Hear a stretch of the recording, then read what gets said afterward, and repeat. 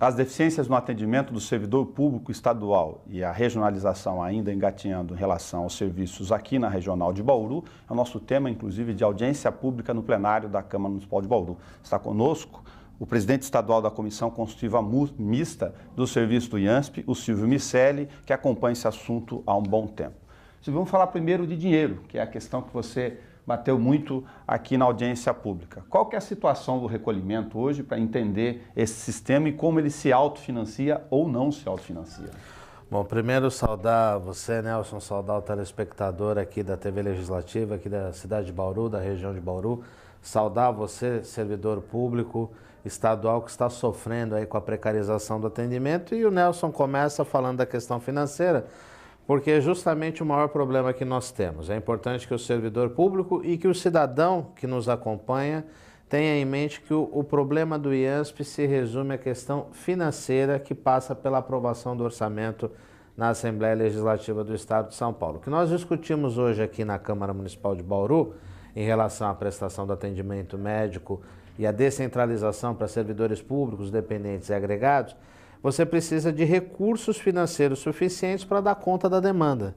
E é o que não tem acontecido. Hoje nós temos 1.300.000 servidores em todo o estado de São Paulo, numa população aí estimada de mais de 3 milhões de servidores, considerando dependentes, esposa, filho e agregados, pai e mãe, que também podem ser incluídos no sistema mediante contribuição em separado. Você tem uma população aí muito grande. O nosso usuário é um usuário da terceira idade, né? Boa parte dos nossos usuários estão acima dos 60 anos e para você cobrir tudo isso o cobertor é curto. Então, o que a Comissão Consultiva Mista, que eu tenho a honra e o privilégio de presidir desde 2007, luta desde a sua fundação, nós vamos completar 30 anos agora em janeiro de 2014, é porque precisamos de contribuição do governo financeira. Hoje o IANSP arrecada 550 milhões de reais por ano, com os 2% que todos nós servidores, eu sou funcionário do Tribunal de Justiça do Estado de São Paulo e você que está me assistindo, nós servidores contribuímos com 550 milhões de reais por ano para os cofres do IANSP. O governo, a partir de 2008, o governo do Estado de São Paulo, a partir de 2008, começou a contribuir com 100 milhões de reais, desde que o IANSP saiu da Secretaria da Saúde, veio para a Secretaria da Gestão Pública, e aí foi feito um acordo ainda na gestão do governador José Serra e do secretário Sidney Beraldo, foi feito um acordo de gestão que o IANSP se propunha a aumentar a quantidade de cidades atendidas, a ampliar a quantidade de médicos contratados mediante o aporte financeiro de 100 milhões de reais por ano. Esse valor nos últimos 5 anos não foi alterado, não se cumpriu nem a inflação que todos nós sabemos. Dessa inflação aí hoje nós calculamos que está defasado aí por volta de 35% a 40% daqueles 100 milhões de 2008 e 2009, nós já estamos indo para 2014, realmente já perdeu a essência, o valor da moeda. E ainda assim é pouco, porque a nossa defesa é a contribuição paritária do governo, ou seja, da mesma forma que nós servidores contribuímos com 2% dos nossos vencimentos, nós queremos que o governo do Estado contribua da mesma forma com 2%, na mesma proporção financeira, ou seja, hoje seria 550 milhões de reais de nós servidores, 550 milhões do governo. Como o governo já concede 100 milhões de reais, seria mais 450 milhões de reais. Como que está a questão desta medida, dessa reivindicação, que é a base da essência financeira? Tem projeto de lei na Assembleia ou isso ainda está em nível executivo? É uma discussão política, Nelson, porque na verdade não existe nenhum projeto de lei, não existe nenhuma determinação legal, é um pleito. Né? É um pedido que a gente faz no sentido de resolver efetivamente o problema, e até é importante que o cidadão que nos assiste, que não tem nada a ver com o serviço público, e muitas vezes nós somos criticados porque é uma medida corporativa e tudo mais, a nossa ideia é o seguinte: como eu falei, nós temos uma população estimada aí de 3 milhões de pessoas, quase 10% do estado de São Paulo. O estado de São Paulo hoje aí está com por volta de 42 milhões de habitantes. No caso das pessoas com mais de 60 anos, o IANSP hoje é responsável por 10% de toda a massa de pessoas da terceira idade acima dos 60 anos. Então, o que nós queremos? Nós queremos esse recurso para poder oferecer um atendimento digno ao servidor público que paga, porque o desconto ele é compulsório dos 2% nos nossos vencimentos, desde quando nós entramos no funcionalismo. Eu, por exemplo, já estou há 22 anos no funcionalismo público de São Paulo. E também você tira, ao permitir que haja uma prestação boa de atendimento ao servidor público, você tira este servidor público, este dependente do servidor público, do SUS. E aí amplia a possibilidade de que o cidadão que nada tem a ver com o serviço público tenha um atendimento melhor no SUS, que a gente sabe, eu sou um defensor do SUS, acho que o SUS é um sistema de universalização de saúde maravilhoso, mas a gente sabe das carências, das deficiências e das demandas. Se eu tirar esta massa de 3 milhões de pessoas, certamente você que está nos assistindo, que é um cidadão que nada tem a ver com o serviço público, vai ter um atendimento melhor. E é uma demanda apenas, é um pleito, não existe legislação, não existe nenhuma determinação legal. Nós tivemos, inclusive, a oportunidade de, no ano passado, ter uma audiência com o governador do estado, o governador Geraldo Alckmin. Falamos desta necessidade dos 2%, falamos também da necessidade de montar um conselho de administração, porque nós somos os maiores financiadores do IANSP, mas a gente não manda absolutamente nada. Nós temos a comissão consultiva mista, que ela é consultiva. Lógico que nós temos um trabalho de respeito, nós temos o respeito da administração, temos o respeito dos parlamentares, mas na hora de mandar, nós não somos nós que mandamos, né? Mesmo a gente sendo os maiores contribuidores. O governador acenou com a possibilidade, ficou de estudar, inclusive está em processo de reforma do Hospital do Servidor Público Estadual em São Paulo, iniciou agora em maio um projeto grandioso. O hospital está com 52 anos, vai passar por uma ampla reforma no período de 24 meses. O governo deu afora esses 100 milhões, mais 150 milhões para a reforma, especificamente para a reforma do hospital, mas a gente entende que dentro de um orçamento previsto aí para 2014, próximo a 200 bilhões de reais, 550 milhões de reais não é muito dinheiro. A questão da gestão, que também foi colocada aqui na audiência pública, você já iniciou a conversa sobre ela. Hoje esse dinheiro entra no recurso do Estado e ele faz o gerenciamento de acordo com as demandas. Isso. Nós servidores a gente pode opinar, a gente tem o direito ao jus esperneandi, né? A gente pode opinar, a gente tem tido uma boa conversa com a administração. Eu peguei 2 superintendentes na minha gestão à frente da CCM. A atual administração, Dr. Latif Abrão Júnior, superintendente do IANSP, ele é muito solícito às nossas demandas, compreende as nossas demandas, tenta resolver os problemas pontuais quando aparece, mas ele também sabe e ele também concorda que se tivesse mais recursos, porque a questão da saúde é importante que a gente diga, e a gente está vendo todas essas questões aí, discutindo a vinda de médicos de fora, planos de saúde privado com problema, toda hora a Agência Nacional de Saúde bloqueia plano. A saúde é um problema no Brasil, né? O IANSP, dentro desse universo, ele é uma estrela, né? Dentro da galáxia da saúde no Estado brasileiro, ele é uma estrela, mas o problema de saúde é um problema muito maior, né? E a gente está tentando minimizar os problemas dos servidores, mas a gente sabe que são problemas sérios e que passa, e é importante que se saiba disso. E foi muito bom realizar esta audiência na Câmara Municipal, na Câmara de Vereadores de Bauru, contar com a presença de vereadores, inclusive da mesa diretora, para que esses vereadores eles sejam efetivamente parceiros desta luta. Porque, como eu tive a oportunidade de dizer no plenário, e repito aqui, trata-se de uma discussão política.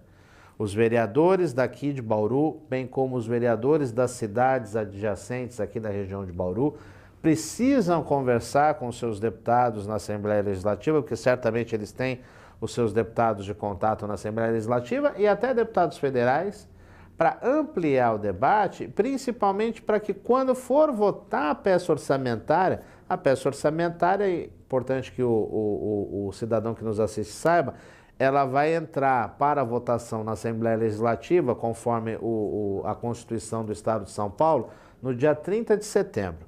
Aí são todas as discussões que vão ser travadas a partir daí e até 15 de dezembro, senão não entra em recesso, a Assembleia Legislativa tem o prazo para votar. É importante que esses vereadores que aqui estiveram e outros vereadores que nos assistem participem efetivamente da luta, defendam efetivamente esta causa do servidor público e do cidadão, indiretamente, conversando com os deputados e conversando com os políticos, secretários e até com o governador, para quem tiver acesso, que há necessidade de mais recursos para o IANSP. Porque nós estamos pedindo, a gente não está fazendo nenhum exercício de futurologia. Outros estados já deram exemplos, caso principalmente de Minas e do Rio Grande do Sul, de que esta contribuição paritária ela é salutar e os servidores desses estados, e são estados grandes, lógico que não tem a mesma quantidade de servidores que nós temos, mas prova que se houver recurso do servidor e do estado, certamente o atendimento vai ser mais digno para todos,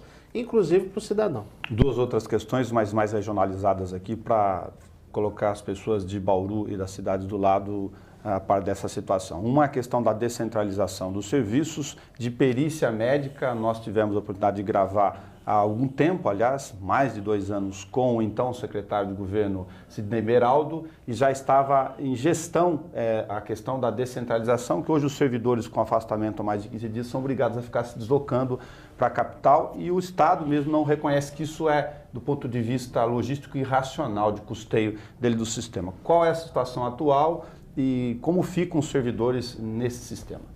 A questão de perícias médicas é importante a gente desmembrar. O servidor do judiciário, por exemplo, ele não, que tem o fórum aqui em Bauru e nas comarcas, aí eu vou falar o juridiquês, né? Nas comarcas da região tem o fórum, o servidor do judiciário está fora disso. O servidor do executivo é que nós temos que desmembrar, porque há uma discussão aí por parte da Secretaria de Estado de Educação, e que é o maior público, né? A educação é que detém a maior quantidade de servidores, professores, diretores, supervisores, funcionários de escola. Nós temos aí quase metade do funcionalismo vem da educação.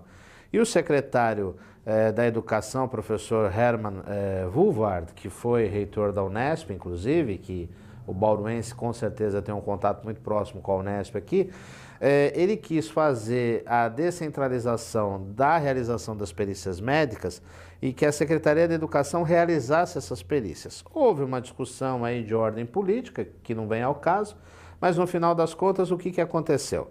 O secretário de Gestão, por meio de uma resolução, deu início em abril, e a primeira cidade que teve início foi Bauru, com o processo de descentralização das perícias médicas. Então todo servidor, independente da secretaria, se ele tiver até 15 dias de licença, ele realiza a perícia aqui na cidade de Bauru.